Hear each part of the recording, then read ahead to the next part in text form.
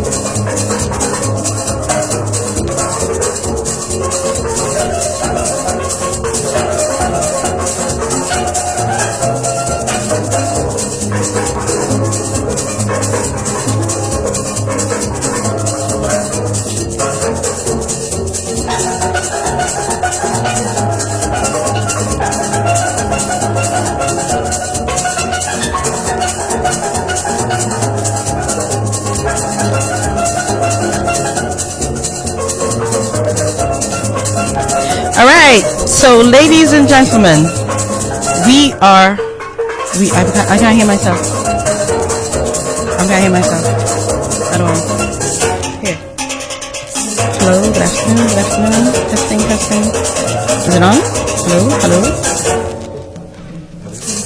Okay, all right. I was just making sure that everybody's hearing me. All right. So good afternoon again, ladies and gentlemen, and welcome to We Are the Ones. You can hear me? No, but they can hear you. All right, ladies and gentlemen, I'm hoping you're hearing me. Yes, it sounds like you're hearing me.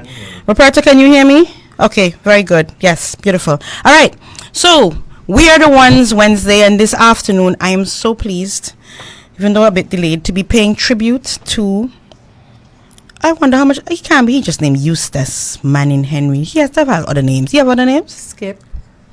That's not those names, like the names on the birth paper. Archibald. Eustace Archibald Cornell. Eustace Archibald Cornell Henry.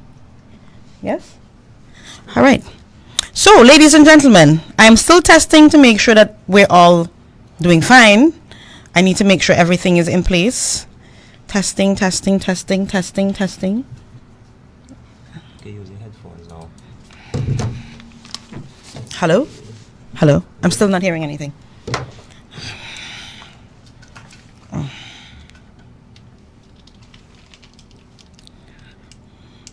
Today is not the day I wanted it to not go well. Yeah. Doing fine. Okay, beautiful. All right. Yeah. So we're good. All right. So ladies and gentlemen, welcome to We're the Ones Wednesdays. It's a delayed start, but I'm feeling good. Yes, I'm feeling good. You know why? Because it's not every day I get to have the family of a legend in my midst. I'm surrounded by a legendary family this afternoon, plus one. Well, he kind of come from a legendary family too. I guess me here family, so he's a legend. Me here family, so no, I'm talking about the family. Me here family, so that make him a legend, right? Mm-hmm. And then all are related to everybody by the village. Okay, good. So it's a legendary season, and this is We Are the Ones Wednesday, and today we are celebrating the life and times of one of our icons. Listen, even before I call his name, I was going to tell you. I was walking in Antigua, so a couple days ago, I passed HellsGate. They sent me to look lobster, and I was walking past HellsGate yard, and of course HellsGate was rehearsing the song that we normally play whenever we are burying an icon. And I passed by, and there were some gentlemen standing up outside, very quietly, soulfully, just standing, listening. They weren't dancing. Don't understand, point people now dance. Included among them was Redding. Redding, good afternoon, see you soon. And Redding was just there standing quietly. Now, everybody know Redding is a Calypsonian, right? I have to tell this story to open the show. And Redding was just there standing, listening, his ear cock. Okay, I say, all right, the ear cock, that mean that a pan man look. But I never know Redding does play pan. So, Redding, we're enjoying the music, yes, and I'm jamming. All you know, I have to move, so Redding is moving with me. And then I say, Redding, you know, Manning. He like, what? You know, I mean, yeah, we all know him, but you know, Manning. Redding said, when me go World's Fair with on the Manning captaincy. And you know, that the frilly, everybody remember that frilly signature costume for HellsGate? Well, Redding said he not only knows it, he played in it. Selvin Waters, I want a picture of them. Me put that on the now, because Redding say you had the picture of them so long, he lend you them. I want them back. Okay, Mr. Selvin Waters, that's another legend in himself. Yes, ladies and gentlemen, we are here to celebrate Sir Eustace. I'll give me the names again. Cornelius. Cornell. Oh, see, my guy, I'm having trouble. So Eustace, Cornell, Archibald, Manning. Those are the birth paper names. Then you know you have those other names. Him, you know, Manning Henry, and him you talk about Manning Henry, and then you have Manning, you have Skip, you have what else? Some people get tell me about comrade. We can't name comrade. That is what y'all just call him too. Skip. Okay, and with me to bowl off this afternoon in studios are two of his children at the mic. They're all over. We're going to get to introduce all of them in a bit because we need to know who they are, you know. But with me on the mic today, we have Heather Henry.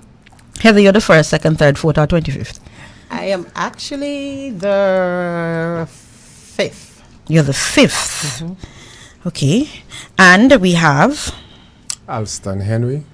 I am the second to last. Wait, you actually the baby-ish? Baby-ish? Yes, definitely. All right. So, Heather, you are going to open for us because I find it important. You know, we always hear about Mr. Manning because that's what we call him, Mr. Henry.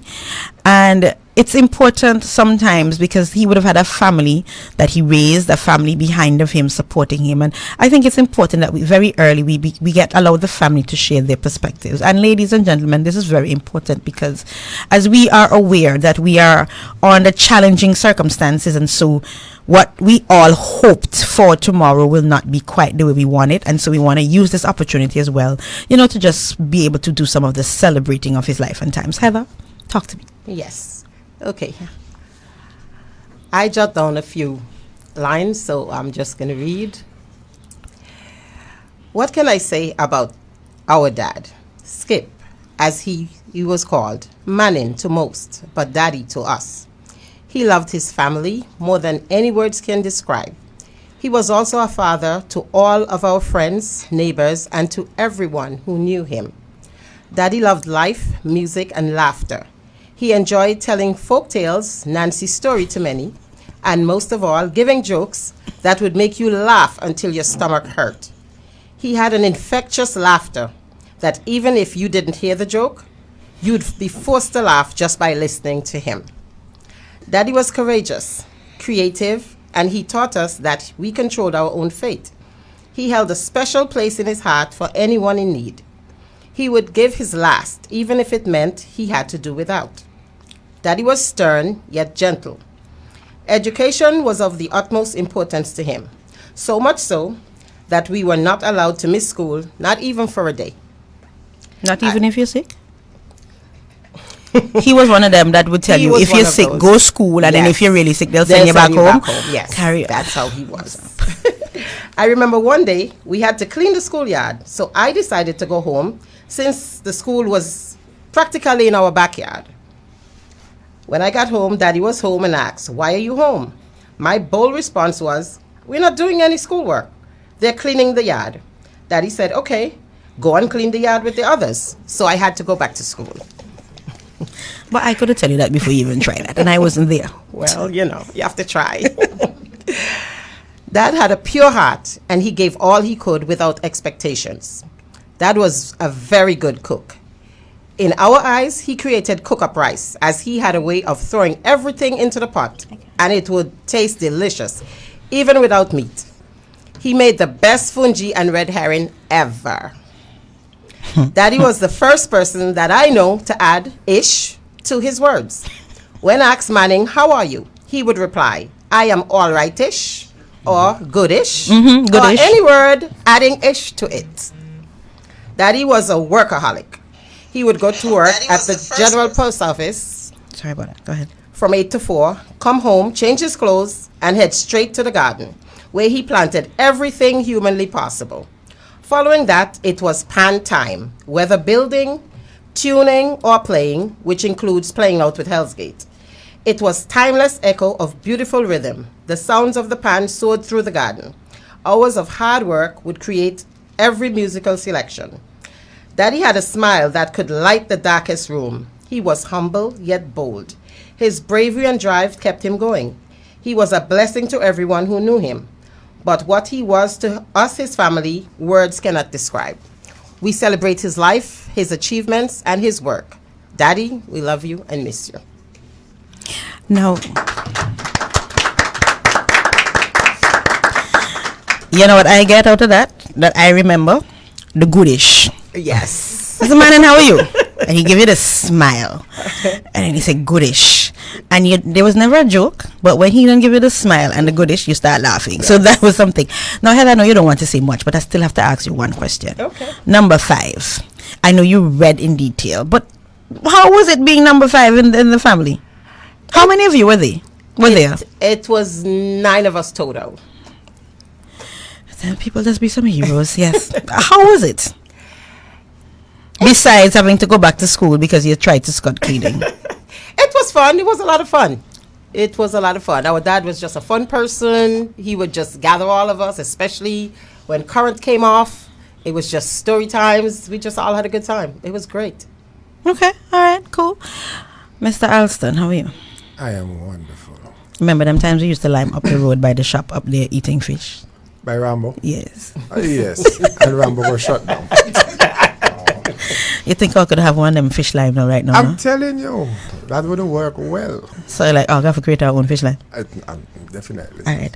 Yes, although, and this is the thing, Alston and I used to lime at a place, not in Point. That's the best way to put it. And go eat fish.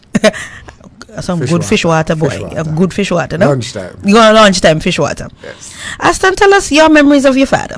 The earliest ones you can remember, because I know you're going to have those down the road before you, yes. The earliest one, well, I was really the spoiled child. But you're the second to last. You can't be the spoiled child. Well, That would be correct. I'm telling you. Oh, okay. Never mind. I was All right, the spoiled baby. child. Right? He's a fun person to be around. No. You can't just say you were the spoiled child and get away with it. What made you the spoiled child? Why were you so special-ish? Why was I so special-ish? I used to be sick a lot when I was younger. Okay. So I would get away from certain things. You know, like the belt. So you were spared. Not totally-ish. Okay. Right-ish. Okay. Yeah, he loved cricket. We used to play cricket a lot. And being a left-hander, he would spin the ball different than the right-hander. So, you know, he would trick you when he's playing cricket. He liked his farming. Well, he loved the pan. Farming where? Which in the part, Dad? backyard. You don't know. If you come and look in our backyard, right? The yard long from here to Buggy Peak. But expand the house. And then I have more land behind you need the. to come and look in the yard. No, me can't take a picture because me can't imagine. Seriously? Remember we took Seriously? up from one street to the next. Oh yes, it's true. Yes, you go right back to the other road. Yeah. It goes back to, remember where the locker line used to Yes. be? That's Yeah, where we it go right ended. back to the local line. All right. Okay. So all we right. have the whole Okay. line behind there. Okay. Where he had his farm. Okay.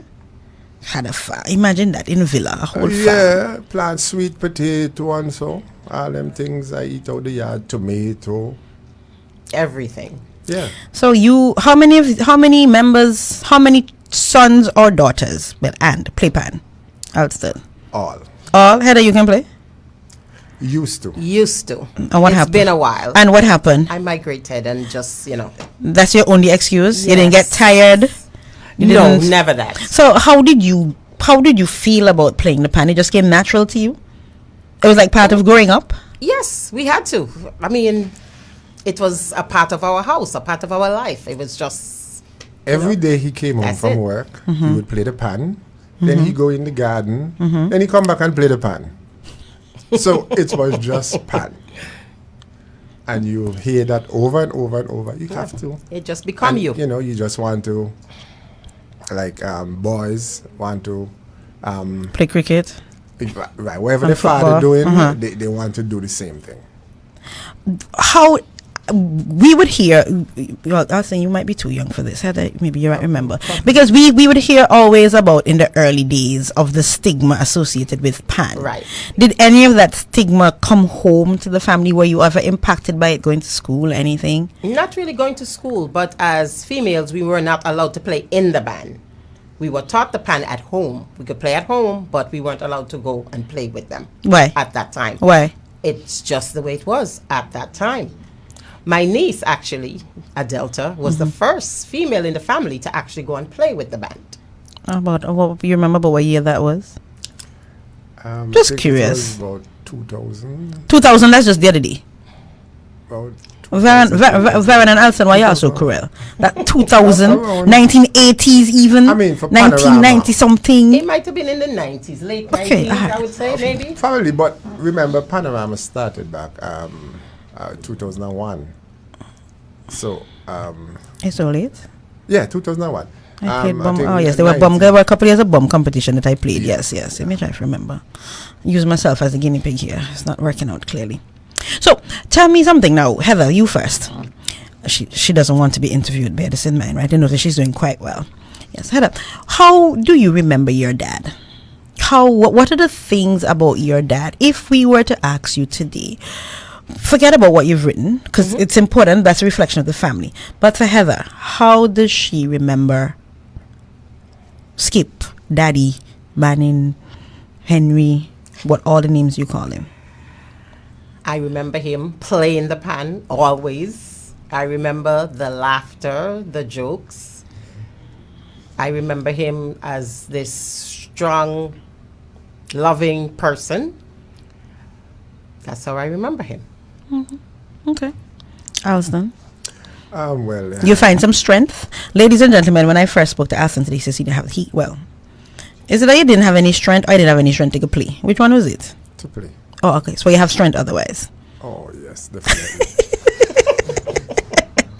Okay, Spoiled Baby, how would you remember your dad? A strong person, courageous, very helpful. He helped a lot of people in the community. You know, he was just a good guy to be around.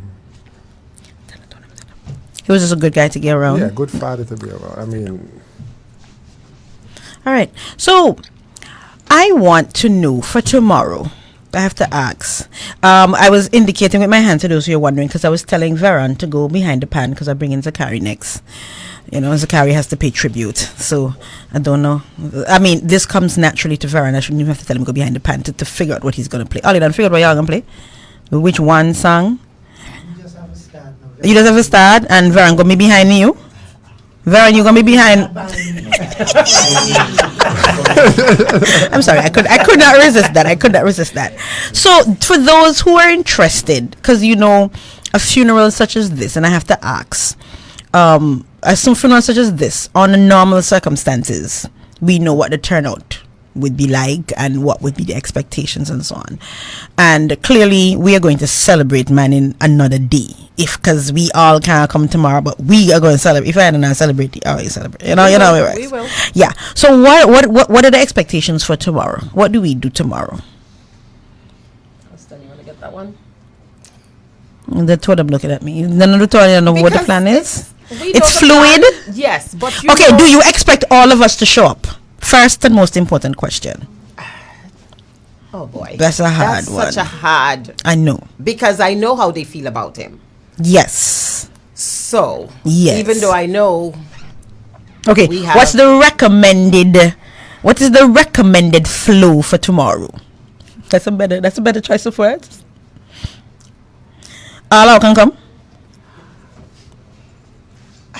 I don't know how to answer that question. Okay, I have a different way to ask the question. What did the church see? That's a better ask. I don't understand. Everybody Everyone will have me. to answer that question for you. Okay, Varun gets to do it. All right. So, both Heather and Alston, I want to thank you for opening the baton with us this afternoon. Thank you for having me here. On behalf of let me start with the easy part. On behalf of the community, Point and Villa, we appreciate what your father did for all of us. We were pleased and grateful that he shared himself with us while sharing himself with you guys. And then I guess on behalf of a nation, because he built an excellent legacy that many persons will just have to build on. Yes. And so, how old was he when he passed? He was 90? 90. He's already 90. 90 is I'm going to borrow my father's words, 3 scores plus 10 plus brata. Nobody ever wants to lose, I know. especially a dad. Right. But he lived a long, rich, Fulfilled life, filling everything life. And so we celebrate his life with you guys. Thank you. We mourn with you. And we just look forward to that you have a good day tomorrow in celebrating his life under challenging circumstances, and know that those who play pan will continue the legacy. Those of us who used to play pan, I put myself in that category, will ensure that those who continue to play build on the legacy. All right? Thank you very, very much. Thanks for having us. All right. So, ladies and gentlemen, we had I think a good opening bat with Spoiled Baby and Heather. I'll tell you again, new name, right? You should have tell me that. As we look to just remember who our comes. Zachary, you want to sit down? You want to stand up? We have to change the angle for you. You going to sit down? All right. So, Zachary, before you do your because we know what you do best. I have to ask. You just play the HellsGate, didn't you? No, but you played in the best band. I can manfully say that HellsGate saved a son of mine. Because he was. What are you trying to say? What are you trying to say about TJ? Who you talk, TJ? Not that he was destructive now. Oh, okay. But he was a bit too rowdy for his own good. Who? TJ. TJ? Yeah, and when I saw him going down by HellsGate, I say, well, it got to be something he have eyes on down here. Because I know he don't really do anything for too long. And he stayed. And I saw why he stayed. Why he stayed? There was a friend of his who came by the house. A gorgeous looking friend. And the gorgeous looking friend was playing pan? Yes. So he stayed. So I must give thanks to HellsGate and So who you giving? So wait. So who you giving thanks to? Is HellsGate or the gorgeous looking friend that took him down to HellsGate? Hey, both of them played a part. Okay, tell me your recollections of Manning.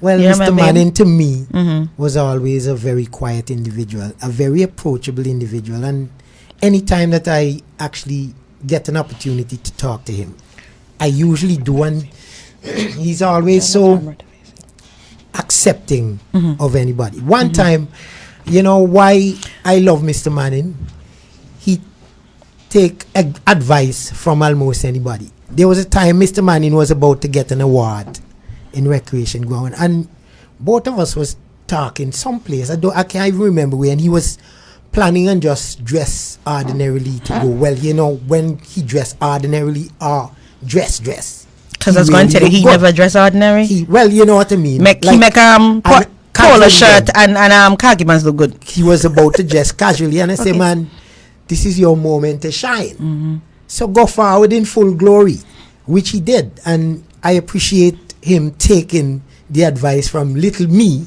because I'm a teenager compared to Mr. Manning. And to see that he took the advice and say, a teenager. no, on a serious note, I am. Teenager. Okay. I am just 16 with 44 years experience. 16 with 4. You know what? Don't Yes. you mind? So Zachary, we would have been paying tribute tomorrow at the I would have, and it would have been a pleasure. So we're going to let you. This is Spring Gardens, Moravian. Close your eyes and just let it rip. Okay, well, I'm going to be accompanied by Mr. Manning's son, Veron, one of Antigua's most accomplished Hey, hold on. pianists. Let Veron to pan me. builder. Just sing. Just sing.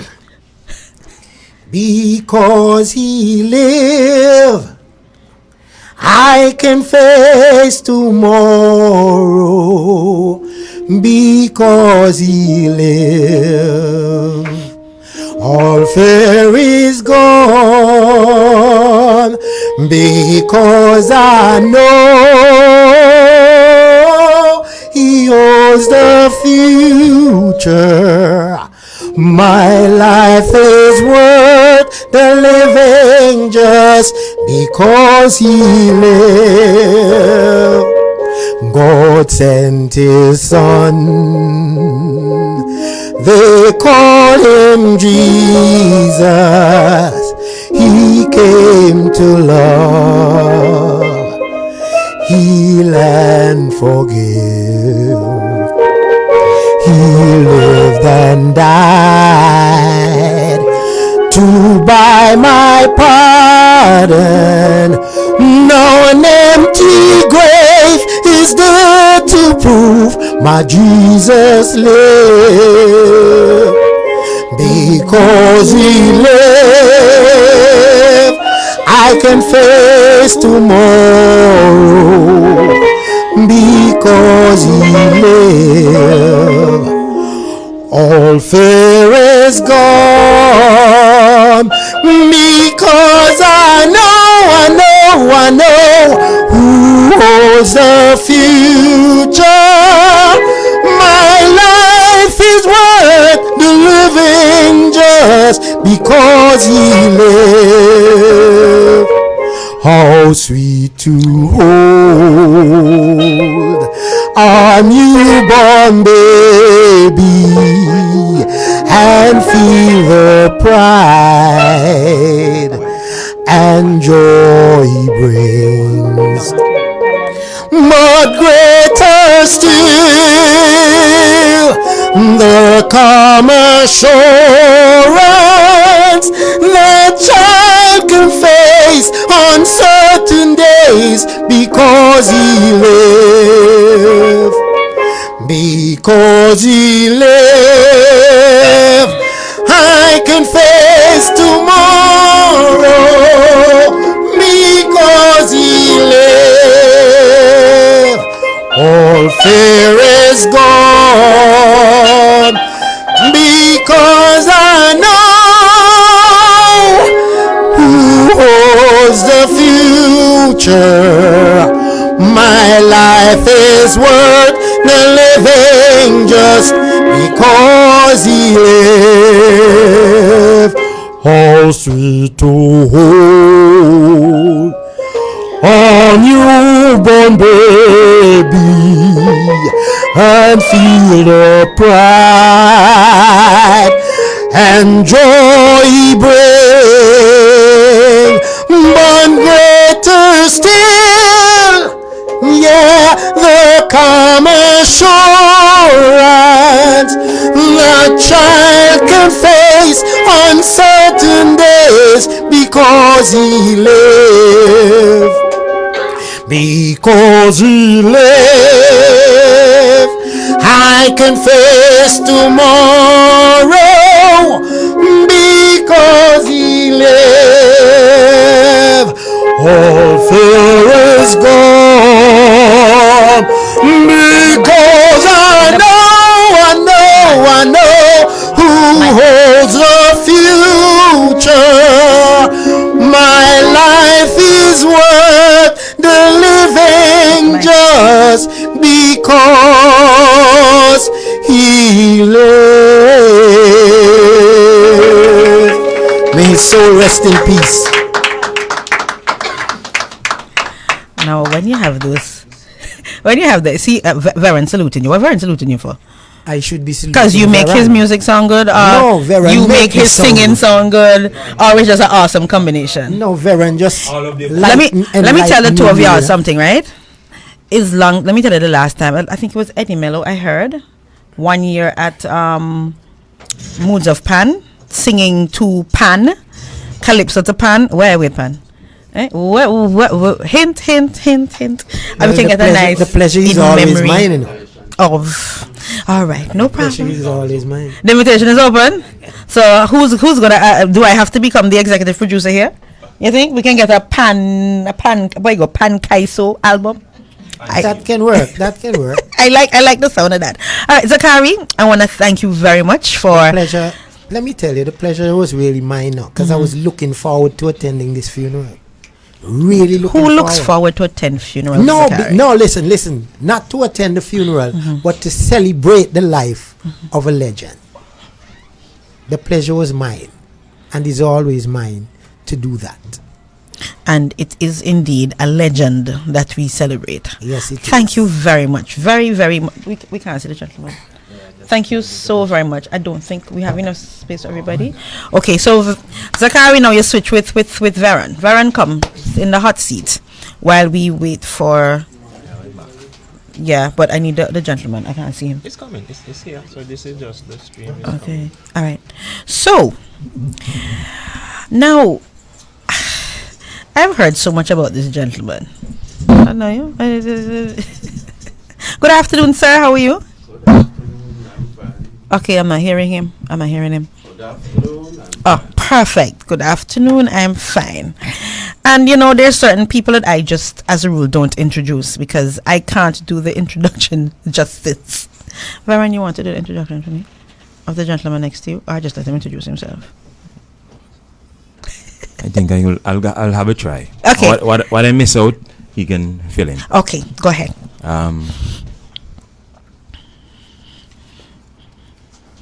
Yes, go ahead. We can hear you. Yes, you can. Yes. I'm not hearing myself. You're not hearing yourself? Okay, you go ahead. I can hear you. You can hear me now? Okay. You can hear me? Well, of course. I can yes. hear you. Okay, right. Well, that's good. Once you can hear me, you're good. All right, so go ahead. Intro. Yes. One of Antigua's finest arrangers, in particular. And he laughs. I don't know why he's laughing. You know how long I trying to find him. Arranged for HellsGate from, I think, was 1973. Somewhere thereabout, up until... I'm not that old. Not for Panorama, not for Panorama. But I was told you did your old. first arrangement somewhere back then. In the 70s, I though. didn't join the band until 74. 74, okay. Oh, wow. Let us just change it by a year. Okay, sir. If it's any consolation, I was 2. Does that help? Yes, so up until 1994. Oh. He hails from the Michaels family, Antiguan by birth, and I refer to none other than Mr.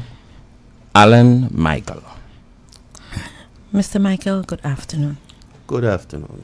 I have heard so much about you, and I've never laid eyes on you until this afternoon. So you see, that just brings some good rewards. Yeah? So let me tell you now in advance that you're here for the first half of being with me. Because today and Mr. Michael, as you heard from Varan, would have been with around, and you're a member or you were just a arranger? Member. You're a member? After, I'm making sure. Right.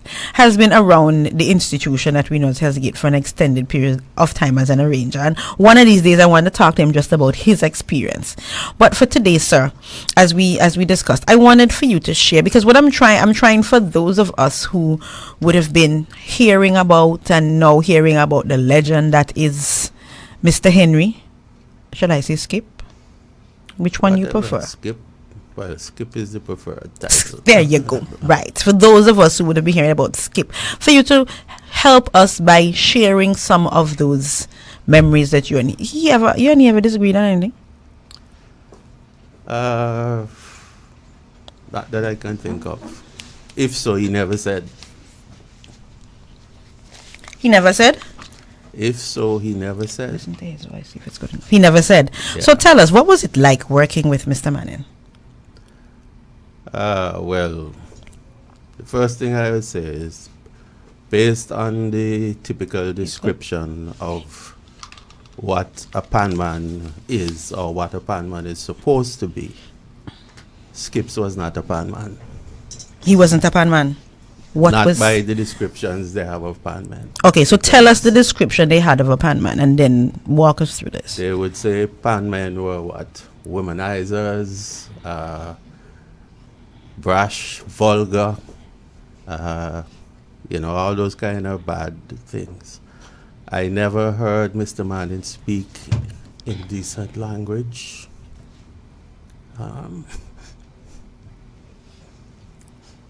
Never? Never. Okay. I never heard him curse. He was a gentleman. So that's so to your mind, and just so you know that although for the audience you're hearing Mr. Michael say this, but in speaking to many persons, not just for today or preparing for now, but over the years, you would always hear that Mr. Manning was not that kind of guy. That's the best way to put it. He wasn't that kind of guy. That was the best way to put it. Yeah. So then tell us, what kind of person was he then? Well, Skips was always encouraging. He encouraged anybody he saw or he felt had talent or wanted to do anything. HellsGate was a place that arranging or anything like that was not restricted to anybody. Whatever you wanted to do, you got assistance and help. And he was a very fair man and so on. And overall, like for me, he was like my ears because he had a brilliant ear. And if I wanted to know how something sound, or it didn't matter how good anybody told me something sound or whatever, I was not comfortable until I got Skip's approval. Was he trained in music anyway, as far as you can recall? No. So he just had a natural ear? Is that the right word I'm using? I'm a musician looking on, spectating only. He had a gift, as well, musicians would say, perfect pitch. He could hear a note and know exactly what it was. And not too many people have that skill. And he was able to transfer that or utilize that with his tuning of bands, because I've heard many people who themselves from different islands have tuned pans, and they would always marvel at how correct the HellsGate pan notes sound. So for all those years that you were with him in the band as an arranger and so on, he never, nobody ever came in to help him to tune the pans? Not that I know of. He was the pan tuner and builder. And, well, except for Vera and his sons. They don't count yet. They don't count. They're later down in the game. He would, once in a I'm while. I'm teasing. The most that would happen is some of us would get to hit some notes while he's tuning.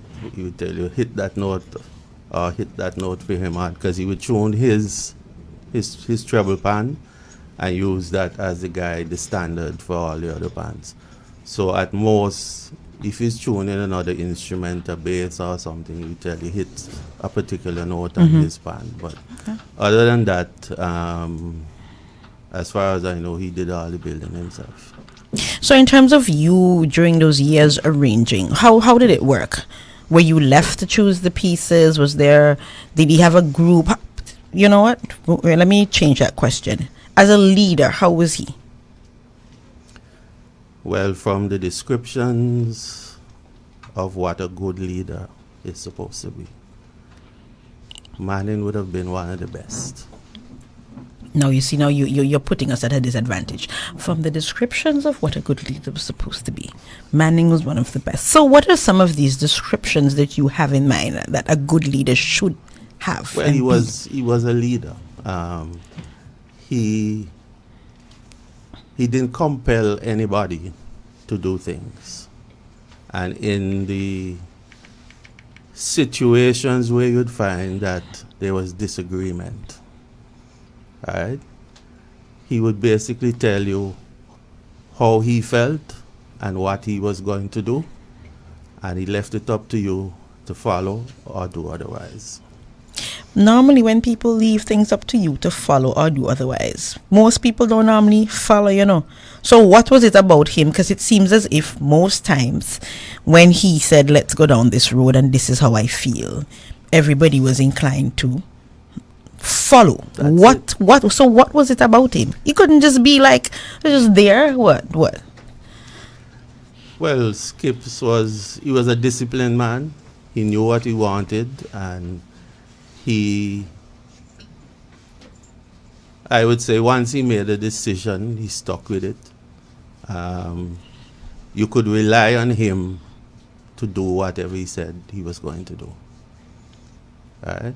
And so once you heard what Skips had to say, and you know where we're going, we just rallied.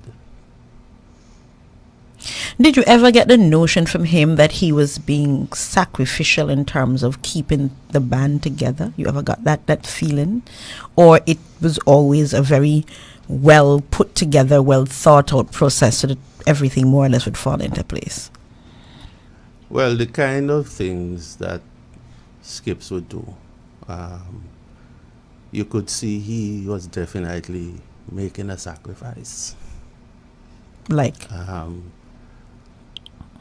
Well, he was never what you would say a professional pan builder, like many people are today, because he had his day job. He was a postman. So he would work for the full day. He would have his family to take care of. He would be down at the barnyard, right? And he's not leaving. He's probably the last person to leave. Okay? And I remember seeing Skips so tired at night, he just pulled a piece of cardboard and lay down there fast asleep.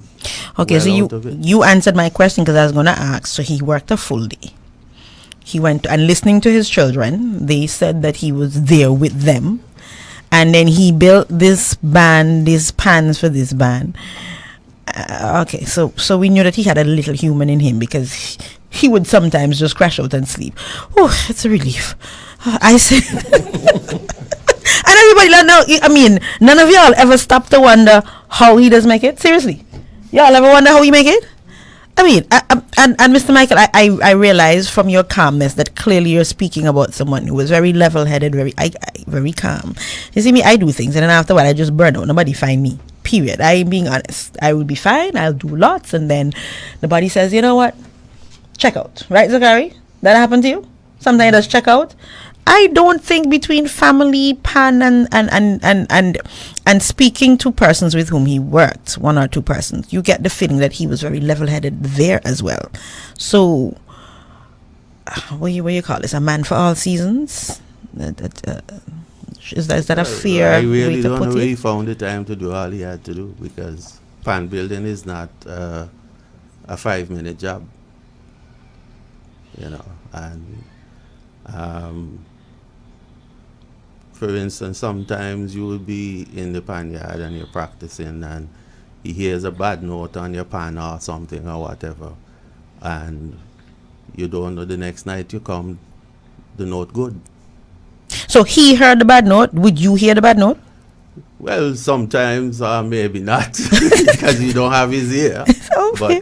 But while you're playing and doing stuff, he's listening. And because I remember it was in 1985, which is when I did my first panorama arrangement. I was doing the classic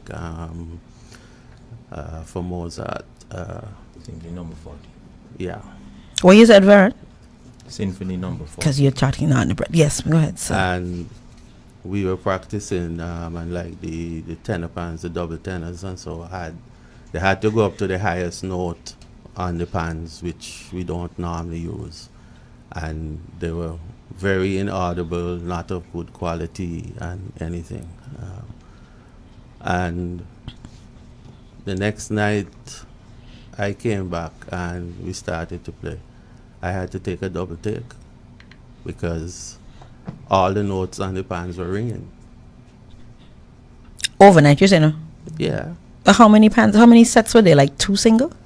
Well, at the time there would have been what, 3 or 4 double tenors. And he tuned them all overnight? Yep. And remembering that this is mostly a labor of love, because this is not like he's getting paid by another band to tune for them. This is for his own. Have you ever traveled with him? Well, we have been to Aruba, where we were working with Father Jacobs, Father Sidney Jacobs, and the Onoka, the Aruban Ministry of Culture, to try and develop band down there. So he went and he did some training, tutoring, he did some videos for them on pan building and that sort of thing. And how was that experience for you? Well, it was a great experience. Because I realized you say he did. So what was your role then? You were arranging too? Well, we were actually trying to develop a pan. We were working on what was called the Pan Academy for Aruba. Okay. So I was working on the technical part, the playing, the music, the things like developing the technique, documenting it. I wasn't there most of the time, so Father Jacobs himself would do most of the teaching and whatever else. But I would lay out things like the scales, write them out, the fingering, stuff like that, and arrange the pieces for them to practice and stuff like that. What would be your most outstanding memory of Mr. Manning? And ladies, just before you answer, ladies and gentlemen, you are listening to We're the Ones. Of course, it's We're the Ones Wednesday.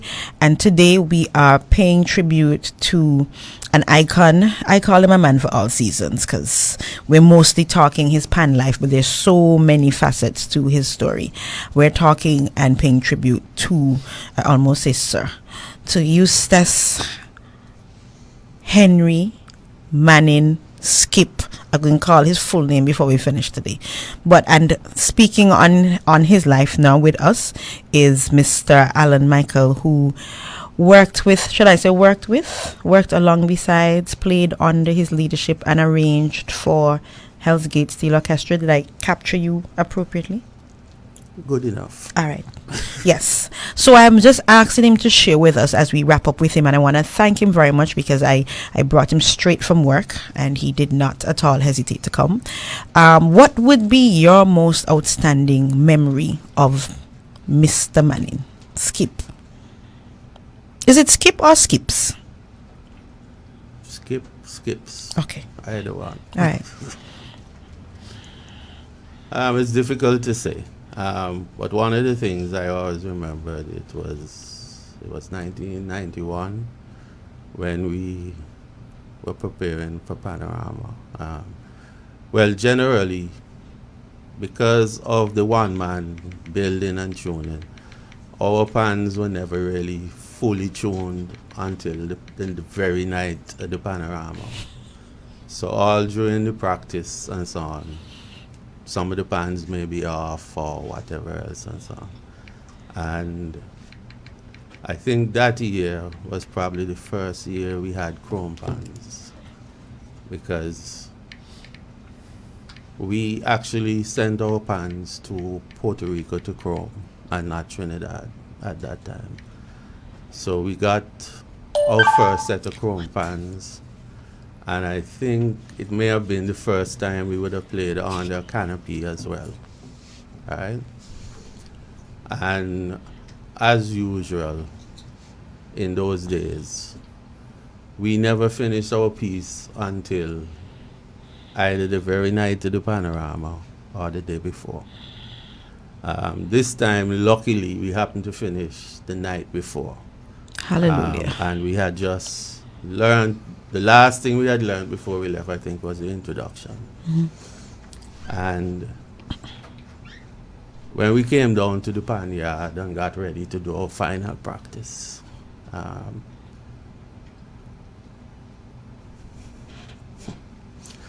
when we started, I heard a sound I never heard in my life. It wasn't the same pans we had been playing before. I actually got goosebumps.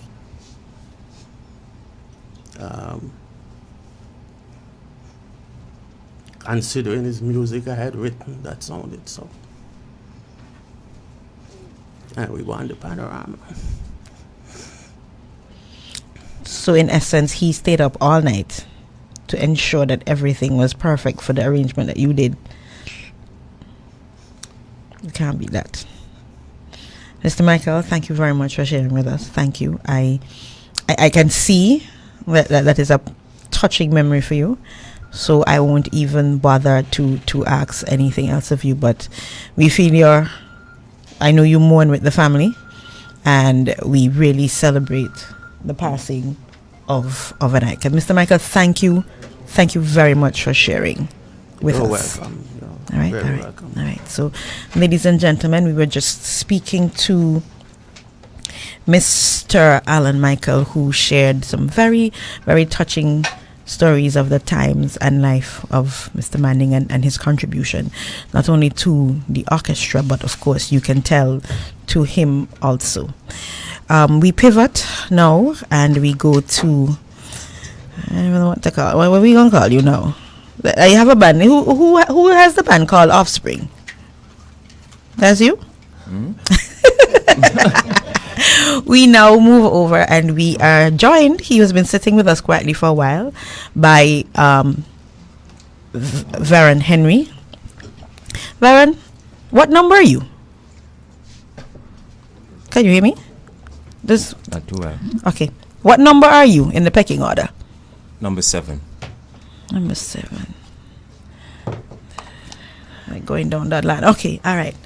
Okay, much better. Much better? All right. Yes. So, yes, ladies and gentlemen, we welcome Varen Henry. Mr. Michael, thank you very, very much. We'll be in touch because I want your story too. Don't think you're getting away from me. I'm actually going to start you off almost from where Mr. Michael left off, because he spoke. You heard that end. I didn't know what to say after that piece. I want you to share with us your memories of your dad as it relates to, and ladies and gentlemen, I'm limiting Veron to some specific areas because I know he can speak on everything, but I want to focus in on the art of your father's playing and pan building. Mr. Michael ended off, and you could see the emotion in him in terms of how your father transformed the pan to play his music, because he's a musician, he's the arranger. He alluded to the fact that to his mind your father had perfect pitch. I said it right? Yes. I'm going to get all my terminologies right. Share with us your early impressions in terms of your father's musical pan tuning, pan playing abilities.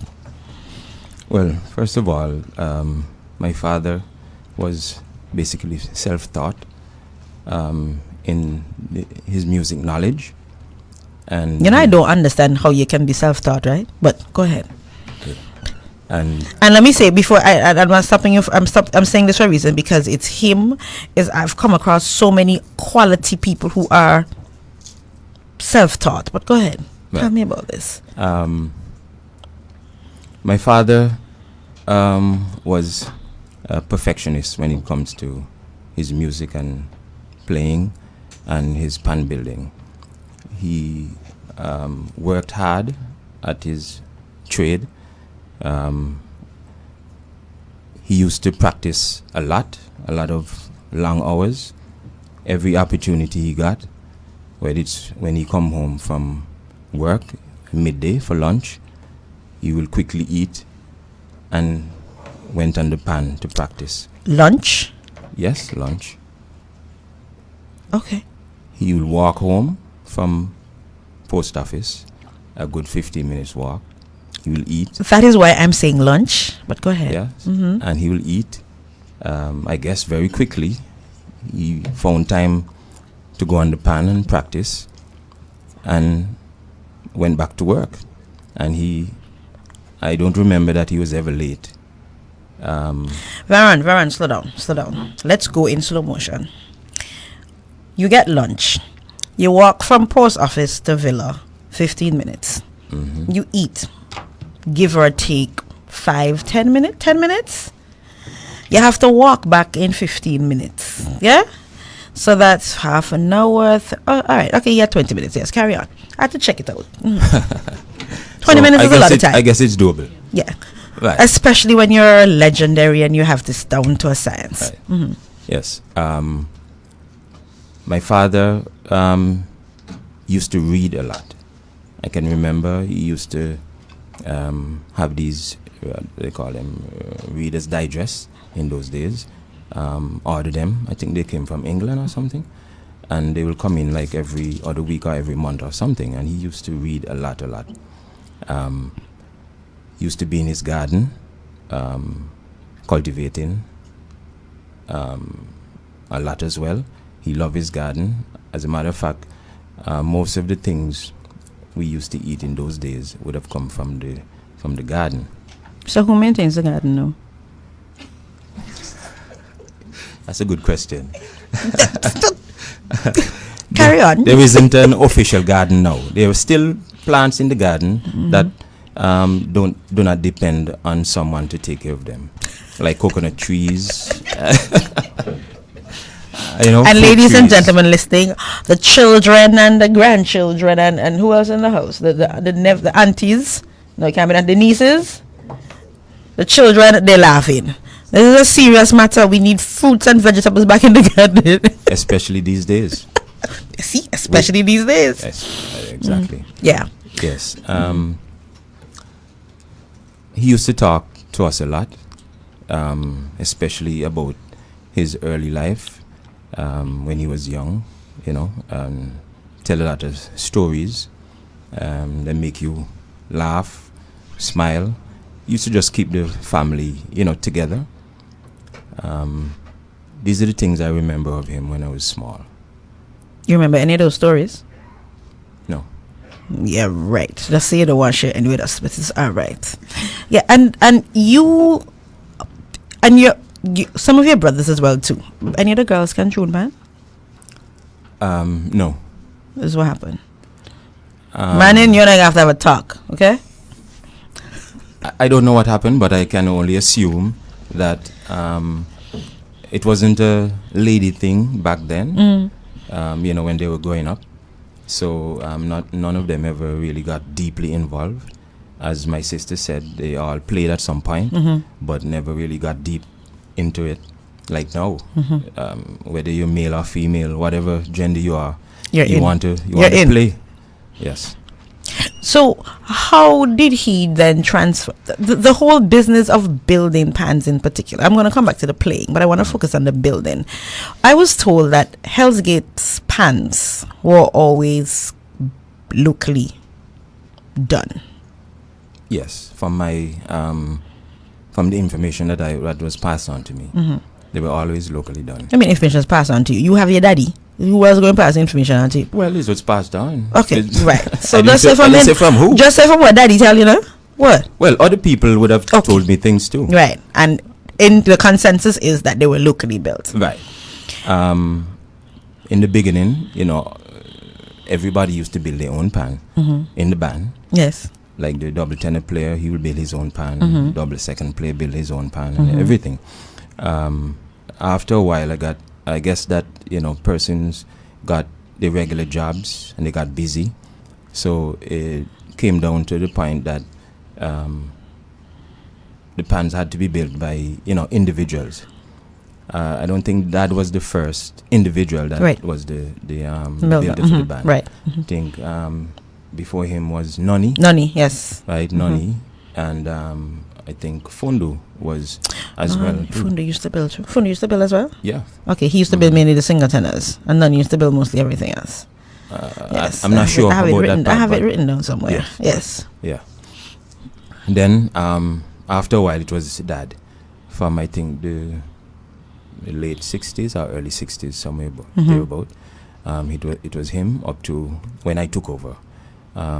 2000. So from the late 60s, it was him until you took over in 2003. Yes. Wow. In the 60s, you say, no? Yeah. That's before.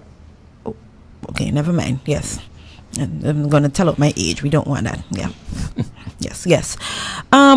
So you would have been able to overlap him in terms of some of the work that would have been done, because you took over fully in 2003. Right.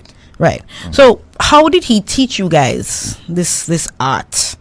And I say this art because I don't think there are many people that do this. No, they're not. Especially, why not? Especially locally. It's my phone don't like me. A lot of hard work. You have to be dedicated. You have to be willing to spend a lot of hours practicing the art. But he didn't have a lot of hours to spend practicing.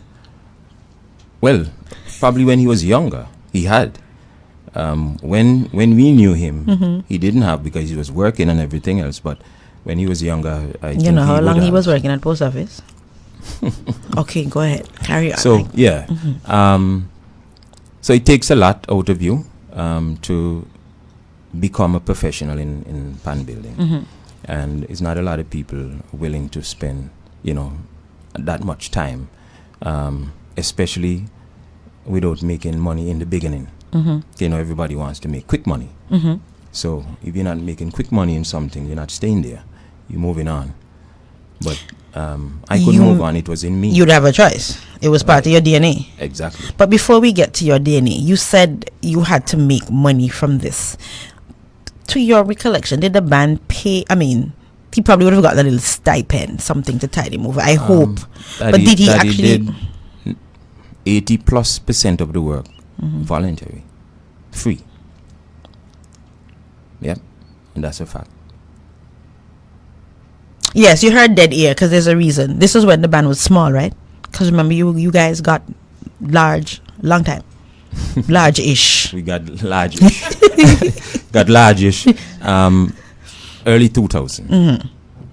From 2001. Right. So that's many years going back there. Yeah, that he would have, been doing a lot of work for almost free. And in terms of now the pass it on, so you would have been a young fella around your dad, you and your brothers, playing, of course. You said, your sister said all of you were taught to play at home. Right. What about in terms of your technical training? Did you get technical training, or it was all hand down from your father, especially in the early days, if there's ever any later than early days? You can say it was kind of a handed down, and plus training. Right. Because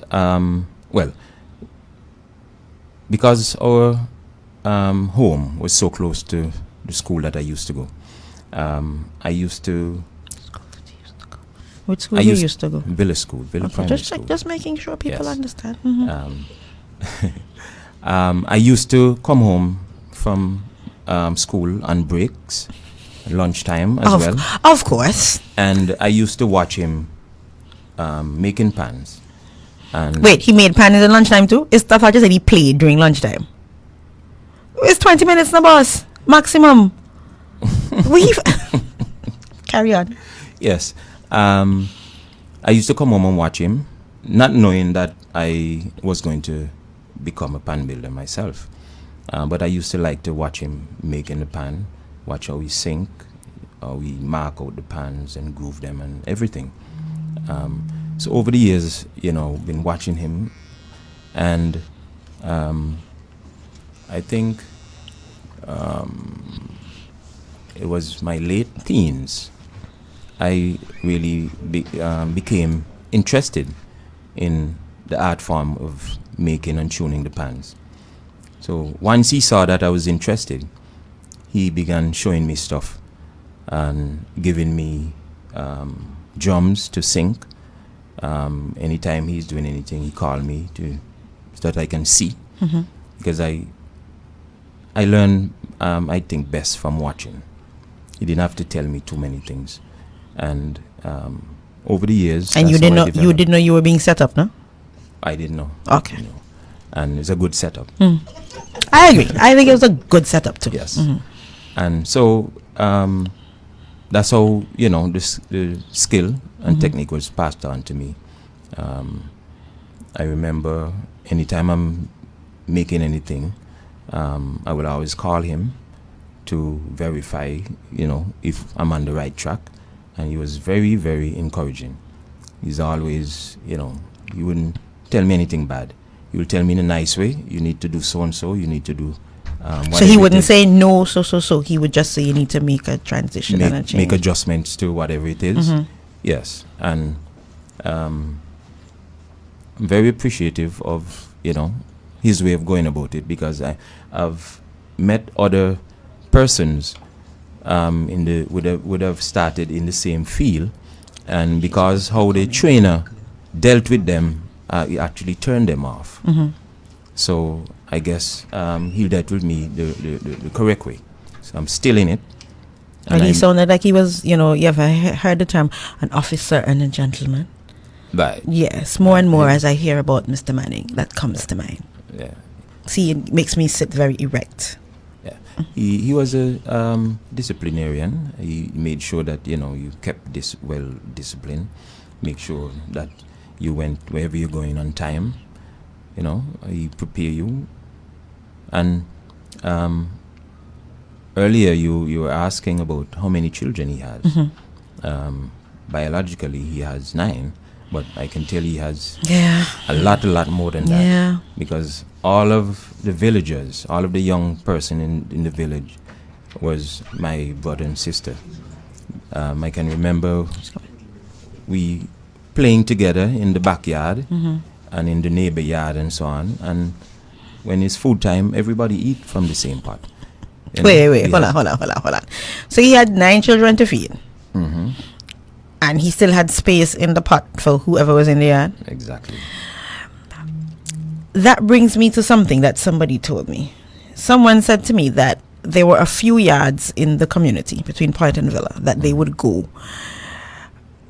when is certain time of day. So it's not necessarily that they wanted really to play with you all, but it's because they knew that food was going to be there.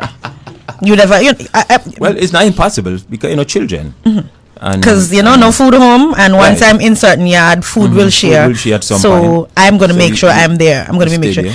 And people are laughing at these things, but this is a very, we find it to be humorous, but it is a very serious reality that I think a lot of us take for granted, because, you know, you hear about that village concept. So Mr. Manning, in addition to we're hearing about him being a great family man, excellent leader, legendary pan builder, of course, he was the captain of the band and so on and so on. You're also hearing about the community altruistic side of him, where he made sure that everyone who needed had. You couldn't be hungry around him, whether you're his friend or not. Once you're around and he knows that or not, I don't get the feeling that he had those or not peoples. Well, I don't know if he had them, but I guess we all have them at some point. I guess, yes. Whether we wish for them or not.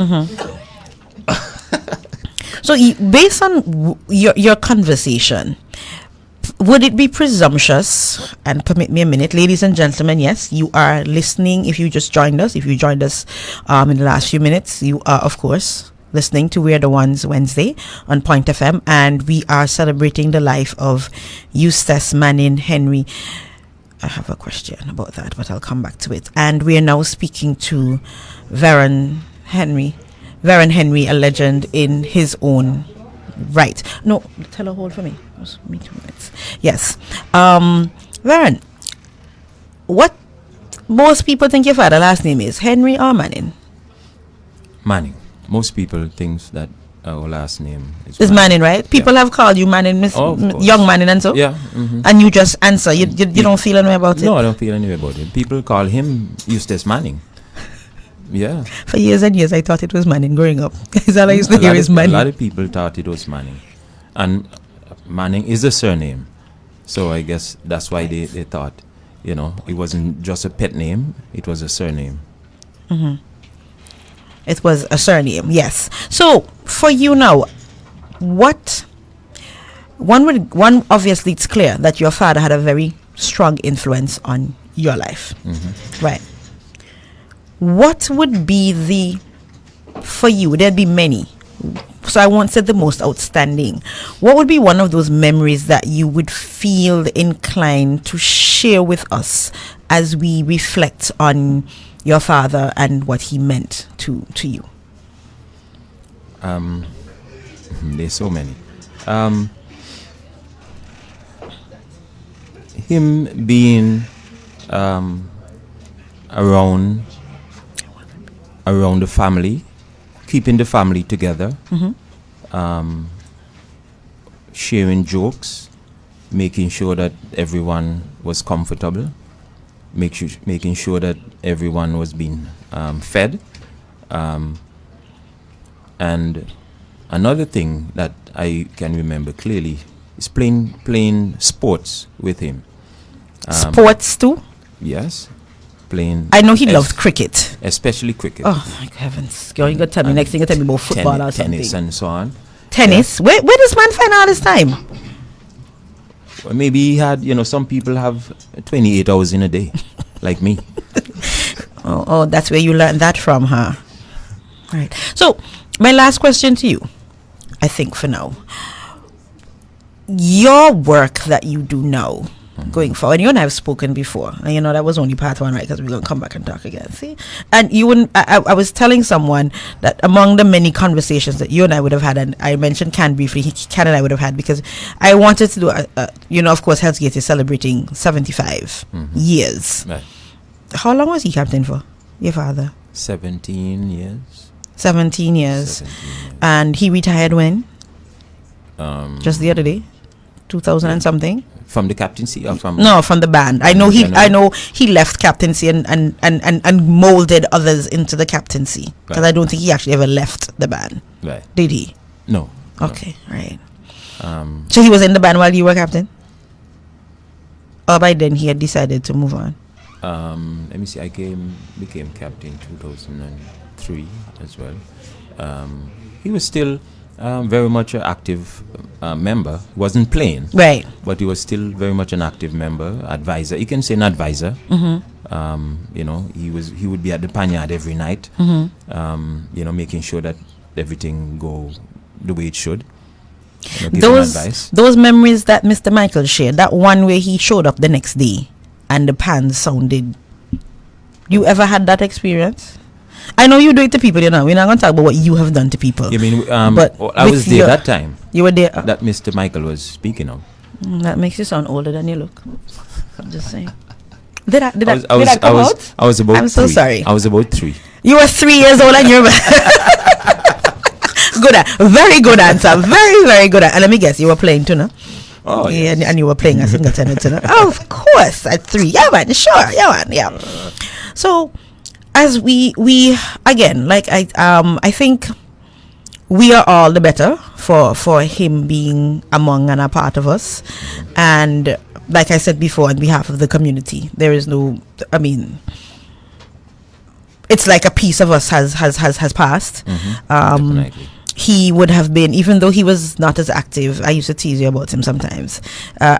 You would know, I was planning to come interview him, Alzheimer's or no, because I just felt there were some stories that he would tell me that nobody else would tell me. Varen wouldn't have any of it. Shucks. But be that as it may, again, I want to say thank you. We are going to have another presentation of a poem. Do I get to talk to you first, or you just want to read your poem? She goes quiet. Yes. If you will permit me. Certainly. Just a few seconds. But you can have whatever time you want. Okay. Just to thank you, and to thank all of our support, the general public, for supporting all the kind words that have been expressed to us, the family, the Henry family. Just want to say thanks to everybody, and although that the funeral will be scaled down. We get an answer now. What does that mean? Although Well, there's only 25 persons can be gathered. Right, so that means only the family will be in the service. And hopefully all the family get in the church. 25. Hopefully. Okay. Most. Okay. Hopefully most. All right, yes. And I still want to encourage the general public to support, because we'll be having a nice procession. We'll be going socially on distancing ourselves while dancing. by dancing on the road, from Barnes going down North Street, going across to the roundabout, Eustace Manning Henry roundabout, and then up Back Street to the Spring Gardens, and then after the service we will be treading to the cemetery, where we will put him to rest in peace. So just want to continue to encourage the general public to support, although you may not be able to enter the church all at once, but we will see how best we can allow persons to I do envy. Let me just say this: To I take do spells. not envy all this task, because I know there'll be those people who are adamant that they want to. And if I can say this on the behalf of the family, I mean, it is going to be a challenging day tomorrow, and we have to find a way to allow the family to have the dignity of us. Yes, are we, because our disgusting, not being confusion and cantankerous by trying to be a part of it. You would have heard today, and all of us would have known for the years, the kind of person that Mr. Manning was. So let us not let his final hours with us be anything less than dignified and orderly as he would have lived. I think that's the best way. Yeah, that's to a put great it. way of putting it. All right. And so I can pivot now. Yes, thank you very much for Thank you inviting very us. much. Thank you. I you know, all I have is the gift of gab, the pan hand steel. So I can only give the tribute that I know best. Don't worry, we'll pull it back in soon. Yeah, well, I hear you have shorter practicing hours now, so maybe I can do a thing. And yes, so we pivot. We're ladies and gentlemen. Yes, we're still on We're the Ones, paying tribute to Mr. Manning, and now we are going to have a tribute in poetry, accompanied by the pan. No, the young man that why he running away? Where he go? I just wanted to ask.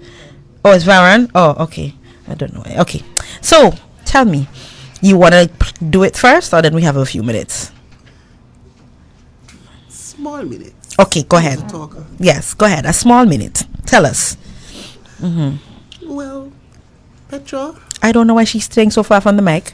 I never know she's been shy. Do you understand this? Come. Yes.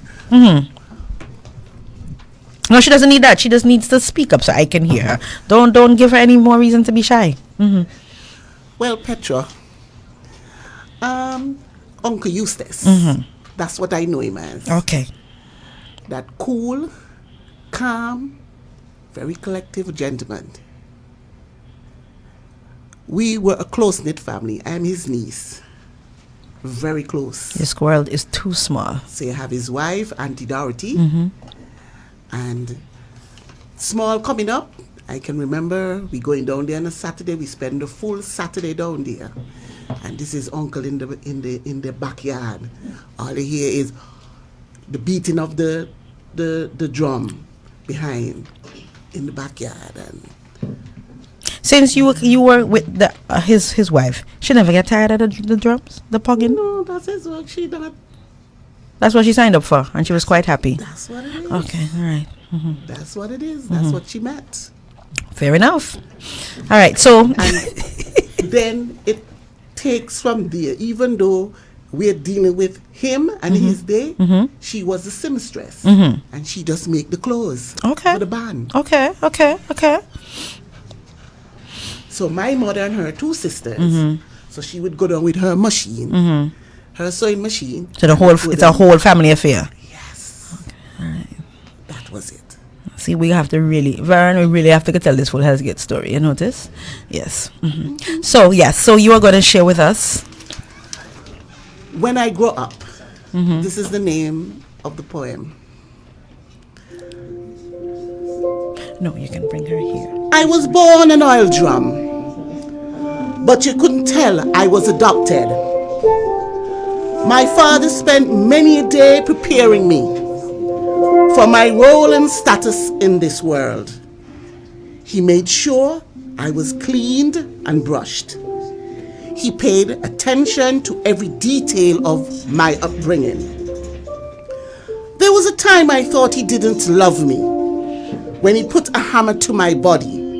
But he said, "My child, it takes all this to mold you into a work of art for your esteemed role, so you can boldly play your part." At times, I felt like a sword in the making. I was hammered, tempered, tested, and put to the fire until I was the shape he desired. But no, it wasn't done yet. He had to ensure I was perfectly set. Each section of my body was tuned to perfection. You see, I could say that my father was a surgeon because he gave me a heartbeat. He brought me to life. I could say he was the finest musician, for I was tuned with ultimate precision. He made me melodious. It's me. I have now grown up to be a pan. My father has been good to me.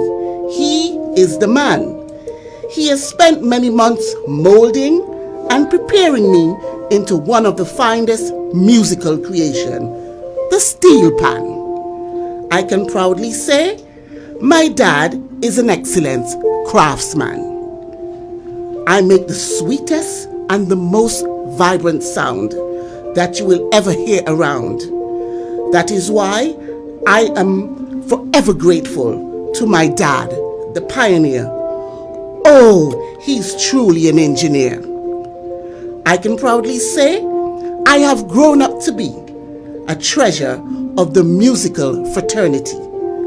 I am the only musical instrument crafted in the 20th century. My dad believed in me when many looked down at me, and that makes me happy to have a dad as awesomely talented as he. Written by Claudette Martin Nadeau, his niece. Uncle Eustace Manning Henry, you made us proud. Rest in peace. You're making it hard for me to say much after these things, you know. That was an excellent piece. You know you're lending me that, right? Yes. Okay, because we have to make sure that we share that in addition to this clip with public. And I like the undertones, but of course, you know the maestro know how to set it down right. That's my cousin. You can play It's a Family Affair. It's a family affair. Okay, because I was ready for that next. And as we head down the home stretch, we are going to focus on another side to Mr. Manning. And in studios with me, I don't even know which one of she hats I suppose to introduce her as now, because she could tell me all kind of hats here. So we have is the GS, the General Secretary of the Antigua and Barbuda Labour Party, with us in studio, Senator Mary Claire Hurst. And we couldn't have this program today without sharing this side of Mr. Manning, because this was one of the sides that he totally enjoyed.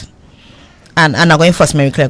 I'll go with Mary Claire go first, because I have my one or two stories. Mary Claire, welcome. Yes, good afternoon, Petra, and to your listening and viewing audience. Yes, and thank you very much for joining us. My pleasure, because with the COVID. Yes, I had to announcement. Yes, and I'm thank you. Showing before your voice go, so we have it right under control. Yes. So talking about having things under control, that was one of the things that Manning did in this sphere, and a lot of people don't know about this side of Mr. Manning. Very well. Tell us about Mr. Manning and his political story. Yes, Mr. Manning, as we said, comrade. He was at one time the chairperson of the City West branch for the Antigua and Barbuda Labour Party. I worked along with him as a secretary. And Mr. Manning was very firm, but quiet. You knew what he wanted. Mr. Manning was one of those chairpersons responsible for distribution of food packages among the less fortunate constituents, and he was very concerned that it was done properly. He wanted to make sure that we did it for the needy and not the greedy. That was a big phrase. On that. That was a big phrase. And he was there first. He's a chairperson, and he could come at any time, but he was there first. And you have to understand, to identify with the Labour Party in Point and Villa, you have to be strong, because this constituency was totally owned by Donald Halstead and, you know, the PLM. But he stood out, and what he taught us is that you should not be afraid to identify, because he identified with Labour because he believed in the philosophy of this organization. And it's very disheartening. Well, like I said, it's the COVID virus situation that is going to hamper how Antiguans turn out to a funeral of an icon in this community. If you notice that even the roundabout, well, that's his roundabout for years now. Where I serve now as a chairperson, so I have to drive through there on a regular basis. That's his roundabout, just to demonstrate how important he was in this community. And can I stick a pin? I was one of those that lobbied. Okay, continue now. Yes. Even though politically he supported the Antigua and Barbuda Labour Party, he was well respected by all, to include the former parliamentary representative, because he was around when, you know, the Labour Party could not win a seat in this area. But it did not deter him from participating at the highest level, because when you sit as the chairman of a branch, you decide on what happens. And I can remember, I can see him now, and his wife too was very supportive, both of them. While many people would say Miss Manning, we knew her as Audrey Henry. We knew the name because we had to know the name in the voters registration, right? So while people would say, "Oh, there goes Miss Manning," we knew the full name. And there was a lady who worked along with us, Pansy. She knew everybody by name, and she was one of those who worked along with Mr. Henry. I know that I am sitting in this seat by default, because if Henderson Simon was alive, yeah, we know, he would have been the one to sit in this seat, because when he won the seat, it was people like Comrade Eustace Henry, who was right there, side by side, and worked along with the slogan, Hendy, our very own. And so, for me, I learned from him a lot. He taught us how to be disciplined, show up on time. He made sure we understand what camaraderie meant. He made sure that we understand we were working for country, even though we were identified as laborites. And he, during the tough times, 71 to 76, during those times, and I'm sure, you know, the children who are older would understand that he was targeted and sent to places that weren't the best in terms of work, because, you know, at that time they probably felt as if it would be demeaning.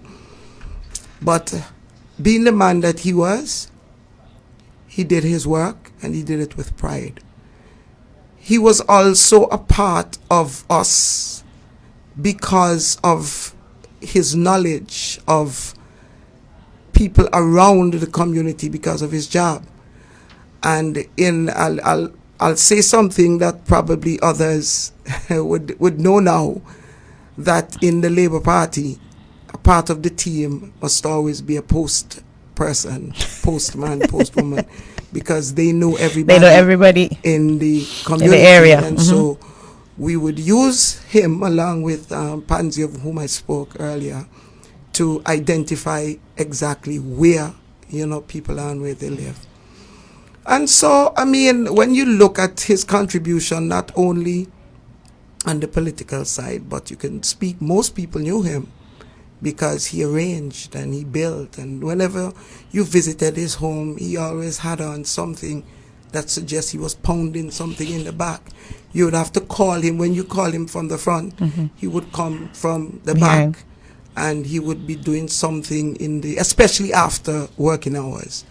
And of course, the kind of tunes that came out of what he built, in addition to his family. As a matter of fact, when I came to the door, I said, ooh, in here is filled with people out front. Right. I didn't get in. Which is why I wanted to do it and outside, but so that everybody could have a feel. But I think we've done a good job of rotating people in and out. Yes. Yeah, but all in all, and 1 second, for the record, we're on the 25 and we're practicing social distancing. Go ahead, Mary Claire. Oh yes, that is very important. I mean, nothing personal, but we have to protect ourselves from this virus.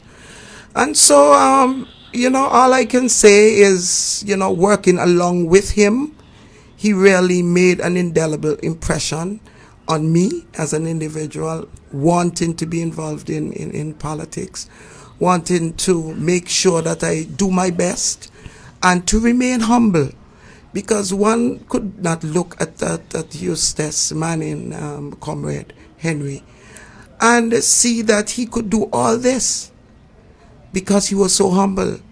He walked along the streets, Bennett Street, Villa School, over at the Panyard and places like that, and he just did what he had to do. People had to tell you who he was, and that is very important. When people know who you are based on what you have done, but you're not boastful, that is a man for whom you should emulate, look at him and become what he was, if you can, because these are very, very large shoes to fill. I saw him in the latter part of maybe about 6-7 years ago, and I realized that he wasn't really the person whom I knew, because he referred to me as the lady. We went to drop off something, so I realized that, he was wailing, he was getting down. And for me, and even our comrade Robin Bascos, who has the same issue, I refrained from going because I can't deal with it. And so I treasure the memories. As indicated before, he was a real hard worker, dedicated to the cause, and wanted to serve in whatever capacity in which he was placed.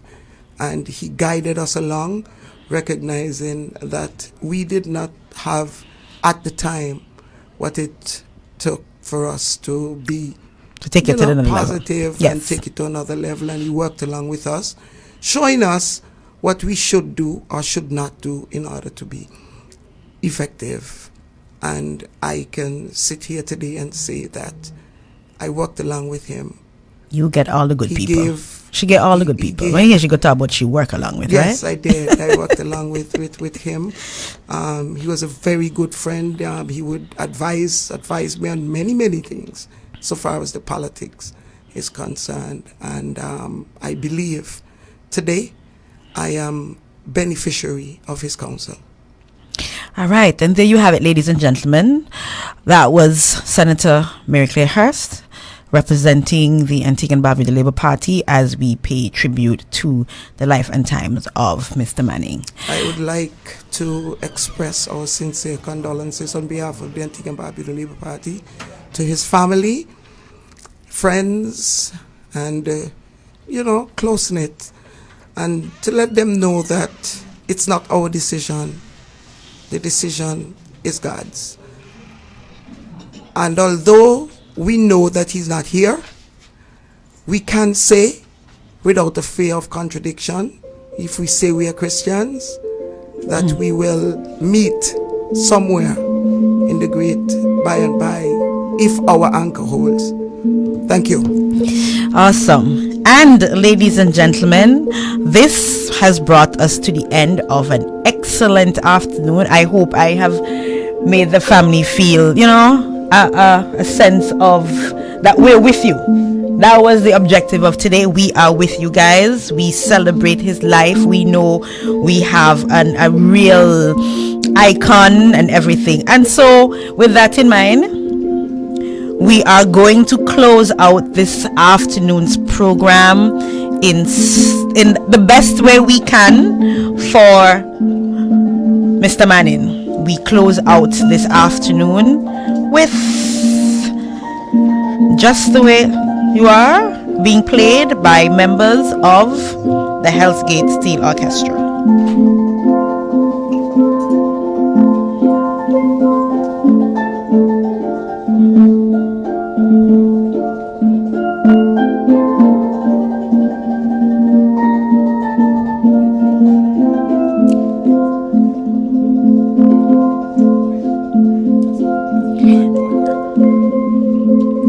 His granddaughter, and the young lady playing is Mr. Manning's granddaughter.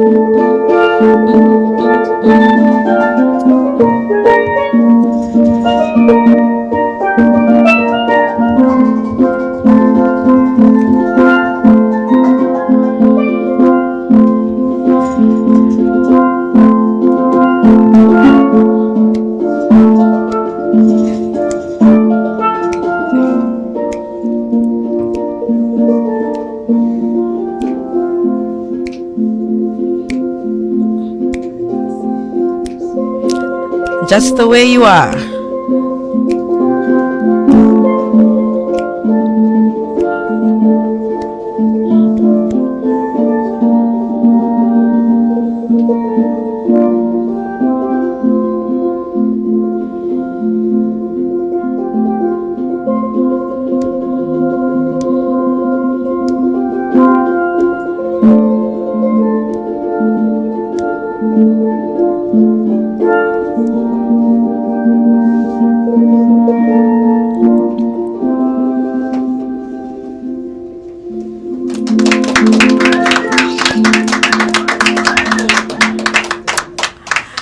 I don't think there's much more for me to say in terms of ending a very beautiful afternoon. And all things considered, we really wanted to be outdoors and circumstances didn't work out. But we came indoors and it was beautiful. Mr. Manning, just the way you are, you're beautiful. Ladies and gentlemen, this is We Are the Ones with signing out for another Wednesday. See you next week, all things being well.